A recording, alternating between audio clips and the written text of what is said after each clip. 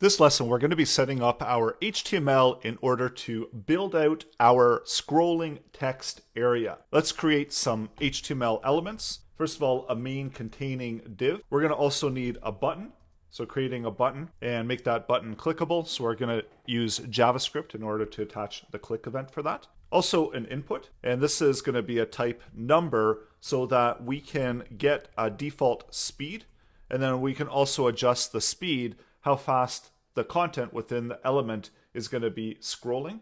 Creating a div, I'm going to give this one a class of out, so we can communicate information to the user, as well as let's create our elements. I'm going to use ID. So C is going to be for the container element. And then inside the container element, we're going to create another div, give it an ID so that we can access it with our JavaScript. And this is where our contents will go. Next, within JavaScript, let's make our selection of our elements that we just created. So using JavaScript, we're going to access the content in the DOM. So we're going to create a const called button using a document, query selector.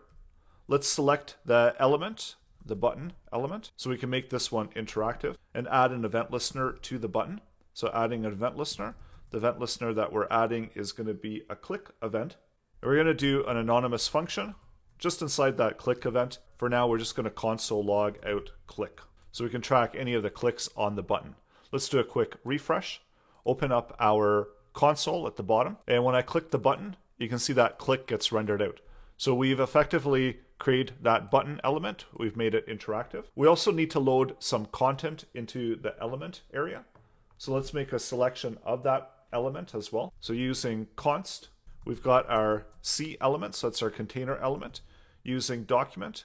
And let's this time let's do something different. We'll do get element by ID. So notice we don't need to prefix it because it's already expecting an element with an ID. I'll make this bigger as we're selecting out all these elements into usable objects in JavaScript. So we've got our S element using document. And we can also use get element by ID in this case as well. So we have something a little bit different than always using the query selector. Let's also get our input. So this is going to be the speed. So using document. And for this instance, I'm going to use query selector. So we're selecting the input.